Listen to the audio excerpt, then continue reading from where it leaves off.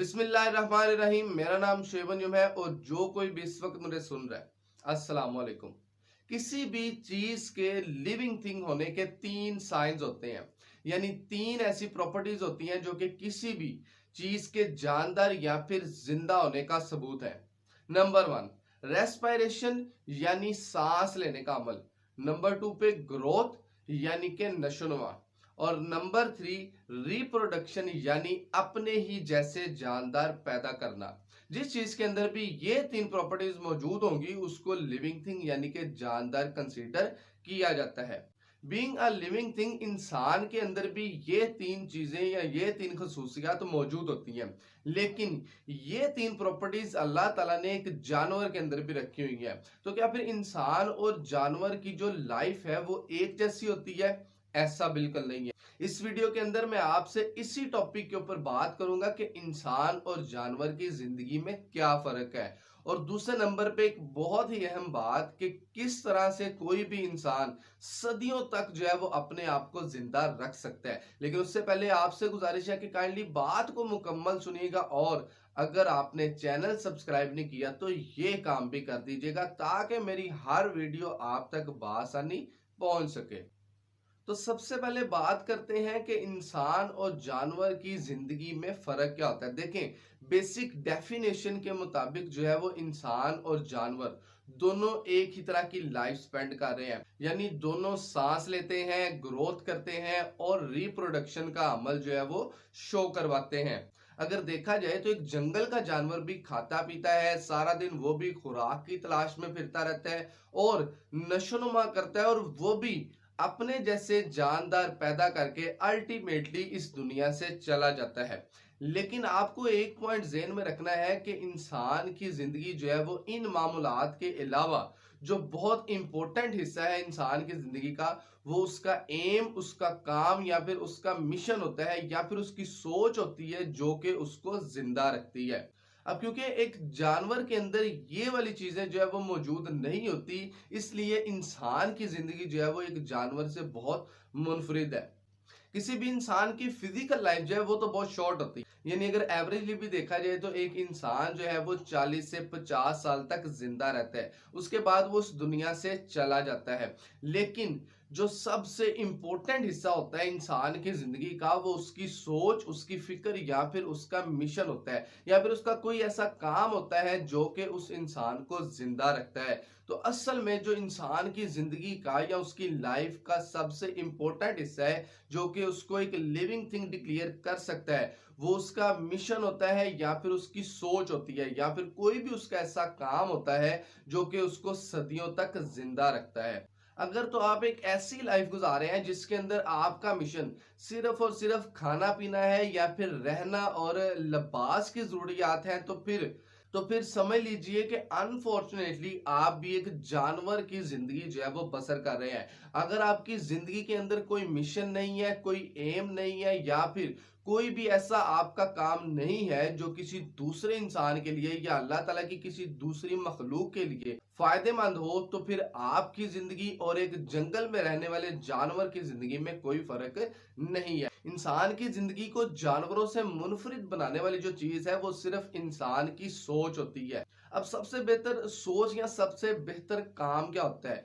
किसी भी इंसान का सबसे बेहतर काम या फिर सबसे बेहतर सोच जो है वो होती है जिसमें वो दूसरे इंसानों के लिए या फिर अल्लाह ताला की दूसरी मखलूकात के लिए भलाई सोचता है, या फिर उसका काम जो है वो दूसरे इंसानों के लिए कोई बेनिफिट लेके आता है। वही काम सबसे बेहतर या फिर सबसे बेहतर सोच जो है वो समझी जाती है।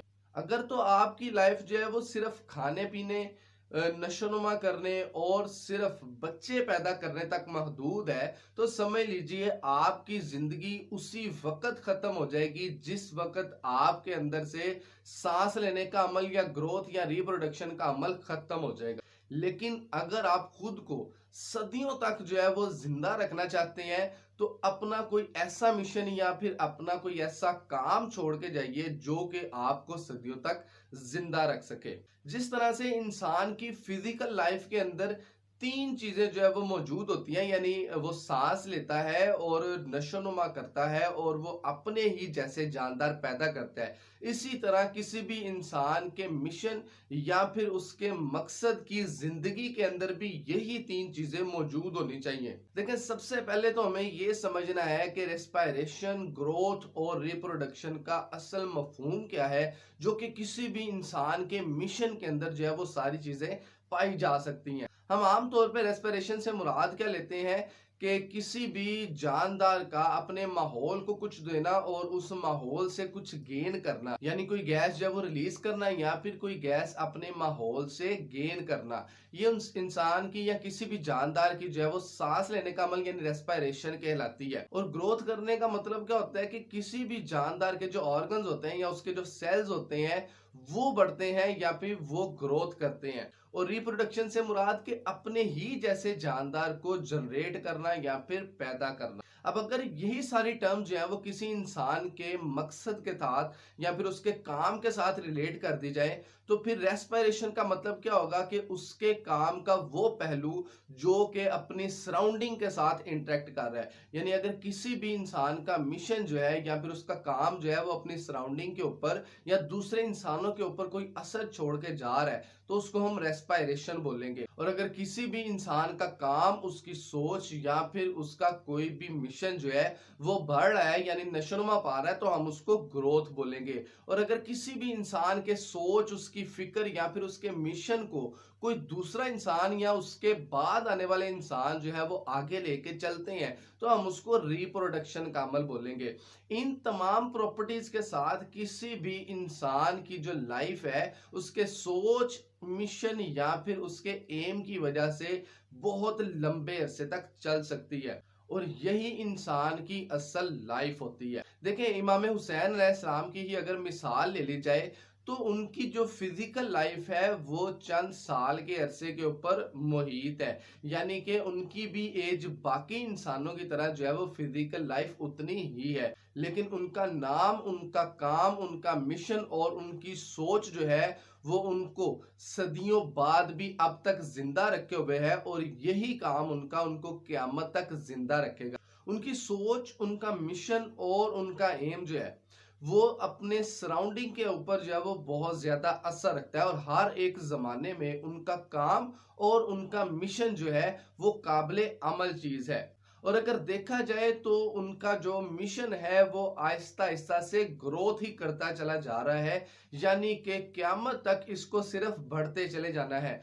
और उनकी ही सोच की वजह से जो उन जैसी सोच रखने वाले इंसान है वो भी अल्लाह ताला इस दुनिया में पैदा फरमाते हैं। आप अल्लामा इकबाल की ही मिसाल ले लीजिए, उनकी ही सोच के ऊपर और उन्हीं के काम को आगे बढ़ाने वाले लोग जो है वो इस दुनिया में आते ही रहेंगे क़यामत तक। तो ये रिप्रोडक्शन का अमल होता है जो कि किसी भी इंसान को सदियों तक जो है वो जिंदा रखता है। अगर किसी भी इंसान के मिशन के अंदर, उसके एम या उसकी सोच के अंदर यही तीन खसूसियात मौजूद हों जो कि किसी भी चीज के जानदार होने की डेफिनेशन है, तो फिर वो इंसान जो है वो अपने उस काम की वजह से, अपने उस मिशन या सोच की वजह से सदियों तक जिंदा रह सकता है।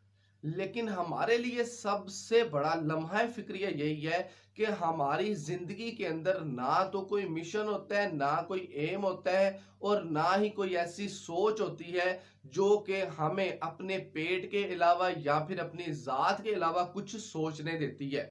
सुबह से लेकर शाम तक हमने सिर्फ और सिर्फ अपने खाने पीने का, अपने रहने और पहनने का ही इंतजाम करना होता है। हमारे अंदर कोई ऐसी सोच नहीं पाई जाती जो कि हमारी फिजिकल लाइफ खत्म होने के बाद भी हमें जिंदा रख सके। तो सदियों तक जिंदा रहने के लिए हमें करना क्या है कि सबसे पहले तो हमें एक जंगल के जानवर और इंसान की जिंदगी के दरमियान जो है वो फर्क को समझना है। और जो हमारी एक फॉर्मल सी लाइफ है, यानी जो हम एक रस्मी सी जिंदगी गुजार के यहाँ से चले जाते हैं, उसके अलावा हमें अपने अंदर कोई फिक्र, कोई सोच या फिर कोई ऐसा काम करके जाना होता है जो कि हमें फिजिकल लाइफ खत्म होने के बाद भी इस दुनिया में जिंदा रख सके। और सबसे बेहतर काम या सबसे बेहतर सोच वही होती है जिसकी वजह से दूसरी मखलूक या फिर दूसरे इंसानों का भला हो सके। उम्मीद है आपको मेरी बात की समझ आ गई होगी और आप तक मेरा पैगाम पहुंच चुका होगा। तो दोबारा किसी अच्छी वीडियो के साथ, किसी अच्छे टॉपिक के साथ आपसे बात करूंगा। तब तक के लिए अल्लाह हाफिज।